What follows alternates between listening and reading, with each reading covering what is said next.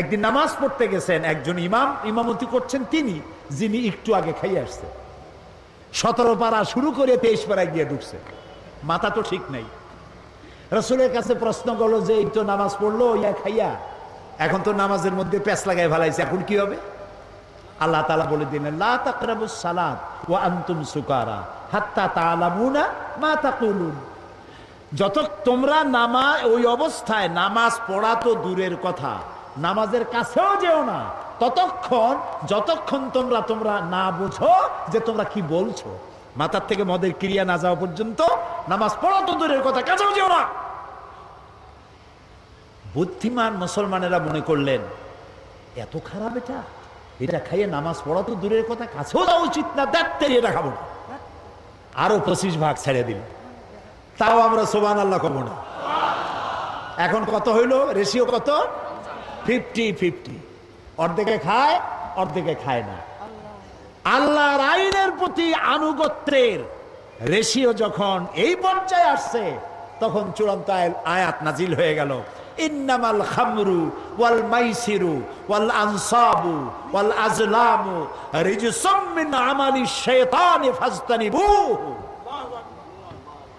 মদ, জুয়া, মূর্তি, পাশা এগুলি সব নিষিদ্ধ ঘোষণা করা হলো। এগুলি সব শয়তান কর্তৃক উদ্ভাবিত নোংরা কাজ, তোমরা ফাজতানিবুহু এগুলি পরিত্যাগ করো। শয়তান চায় এই কাজগুলির মাধ্যমে তোমাদেরকে আল্লাহর জিকির এবং স্মরণ থেকে বিরত রাখতে। ফাহাল আনতুম মুনতাহুন, তোমরা কি এগুলি জানার পরেও বিরত থাকবে না? তখন তো মাইক নাই, রেডিও নাই, টেলিভিশনও নাই, মোবাইলও নাই। রাসূলুল্লাহ বললেন এই আয়াতগুলি রাস্তায় রাস্তায় তেলাওয়াত করো, যাও। কয়েকজন সাহাবী নামাই দিলেন। সাহাবীরা রাস্তায় রাস্তায় আয়াত চিল্লায় পড়তেছেন। শরাব খানার ভিতরে যেসব মুসলমান শরাব খাচ্ছিলেন, কোরআনের আয়াত শুনতে পেলেন, হাতে গ্লাস ছিল মদের ছুঁড়ে ফেলে দিলেন। মুখে নিয়েছিলেন কুলি করলেন, যিনি গিলেছিলেন গলায় আঙ্গুল দিয়ে বমি করে ফেলে দিলেন। মদের দোকানদার লাথি মেরে তার মদের পাত্র ভেঙে চুরমার করে দিল। এর নাম মুসলমান, এর নাম ইসলাম, এর নাম ইসলাম। ঠাইসা দুনিয়া লা ইকরাহা ফিদ্দীন, দিনের মধ্যে কোনো বাড়াবাড়ি নাই। আমাদের ধর্মনিরপেক্ষ ভাইরা ওনারা লা ইকরাহা ফিদ্দীন নিছেন ওনাদের ধর্মনিরপেক্ষের দলিল হিসাবে। না বুঝলে যা হয়। একজন মুরব্বী ওই দলের, নাম নেব না, বুঝে নিয়েন, বেঁচে নাই তিনি, মুখে দাড়ি জাড়ি ছিল। আমি একদম বললাম, বড় ভাই এই ধর্মনিরপেক্ষ না থাকলে কি হয়? এইটারে বাদ দিলে আমরা তো কাছাকাছি হইতে পারি।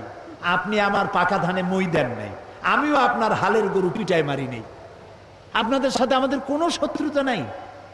এটা করেন কেন? এটা বাদ দিতে পারেন না? কয় কোন কি? আল্লাহ নিজেই তো ধর্মনিরপেক্ষ। আমরা আস্তাগফিরুল্লাহ, কয় কি? আল্লাহ চাইতে ধর্মের পক্ষে কেউ আছে? এই তো কেবল আমি তো শুরুই করছি, ইন্নাদ-দীনা ইনদাল্লাহিল ইসলাম। আল্লাহ তো বলছেন আমার কাছে পছন্দ কেবলমাত্র ইসলাম। জোরে কোন কি? চিল্লায় বলো, আমার কাছে পছন্দনীয় কেবলমাত্র ইসলাম।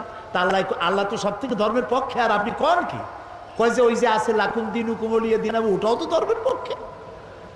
লাকুম দীনুকুম ওলিয়া দিন, তোমার জন্য তোমার ধর্ম, আমার জন্য আমার ধর্ম। তার মানে কি? তার মানে হলো তুমি তোমার ধর্মের পক্ষে থাকো, আমি আমার ধর্মের পক্ষে থাকি। সুবহানাল্লাহ।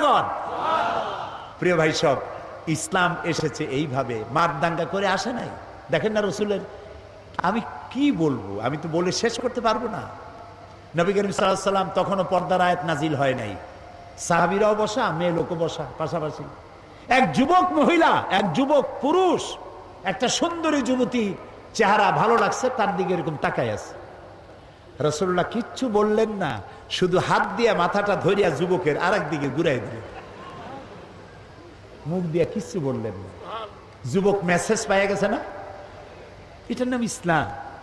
মারামারি নয়, কলজায় কষ্ট দেওয়া নয়, বোমা মারা নয়, ঠ্যাঙ্গা মারা নয়। আল্লাহ তাআলা বলছেন ফাবিমা রাহমাতিন মিনাল্লাহি লিনতা লাহুম ওয়ালাউ কুনতা ফাজ্জাল গালিযাল কলব লাম ফাদ্দু মিন হাওলিক। হে রাসূল, আপনার প্রতি আল্লাহর দয়া হলো এই, আপনার কলজাটারে আল্লাহ একদম নরম বানাই দিয়েছে। যেই কাছে আসে সিমেন্টের মতো লাগিয়ে যায়, যদি আপনার মেজাজ খারাপ হইতো, কলজাটা যদি শক্ত হইতো, কেউ কাছে আসতো না, সব দূরে সরে যেত। ইসলাম আসছে ভালোবাসা দিয়ে, সুবহানাল্লাহ। আপনারা বলতে পারেন তাহলে যুদ্ধ হইল কেন? বদর, ওহদ, হুনাইন, ইয়ারমুক, তাবুক, খন্দক হইল কেন? প্রত্যেকটি যুদ্ধ ছিল ডিফেন্সিভ, আত্মরক্ষামূলক। রাসূলুল্লাহ নিজে যুদ্ধ শুরু করেছেন, এরকম একটি যুদ্ধের প্রমাণ কেউ দেখাতে পারবেন না। রাতের বেলায় কোন সাহাবীদের পাঠায় দেন নাই, এই গোত্রের লোকেরা আমার উপর ঈমান আনে নাই, আমার জ্বালাইছে, যাও আগুন জ্বালাইয়া পোড়ায় দাও। আছে এমন? সব থেকে রসুলকে কে জ্বালাইছে বেশি? আব্দুল্লাহ বিন উবাই। এই আব্দুল্লাহ বিন উবাই রসুল্লাহকে এত জ্বালাইলো, মরার সময় ছেলে পাঠাই দিল রসুল্লাহকে, বলো আমার এই জন্য, আমি যা করছি আমার তো দোজক ছাড়া উপায় নাই, তো রসুল্লাহর একটা জামা যদি আমারে দিতেন, আর তিনি যদি আমার জানাজাটা পড়তেন।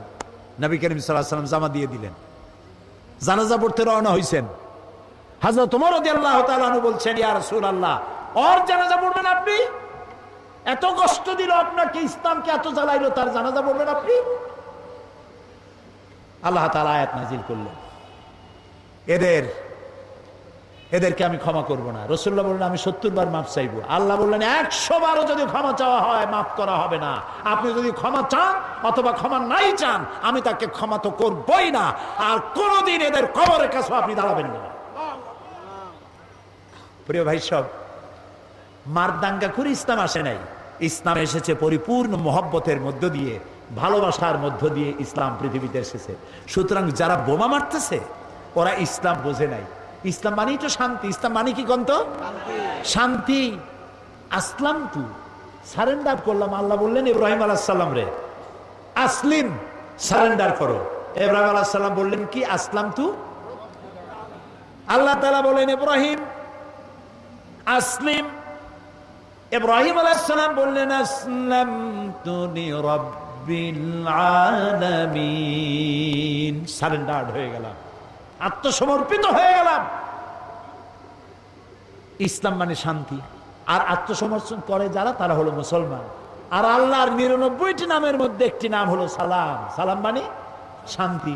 আমাদের সাথে একজনের আরেকজন যখন দেখা হয় আমরা কি বলি? আসসালামু আলাইকুম। আর আপনি কি করবেন শুনলে? ওয়ালাইকুম আসসালাম। ভুলবেন না, কিন্তু ভুলবেন না। সালাম দিবেন গণ গণ, যার সাথে যার দেখা হয় আসসালামু আলাইকুম। একটু পরে আবার দেখা হইলো আসসালামু আলাইকুম। বাড়ি যায় বউরে দেবেন সালাম, বাড়ি যায় বউরে কি দিবেন? এই সালাম কিন্তু অনেকে দেয় না, মনে করে বউরে দেব সালাম তাহলে আমার ইজ্জত থাকবে। রাসূলুল্লাহ দিতেন। ঘরের মধ্যে গিয়ে আপনি বলছেন আসসালামু আলাইকুম, তার অর্থ কি আপনি আপনার ঘরের মধ্যে আল্লাহর রহমত দিয়ে প্রবেশ করতেছেন।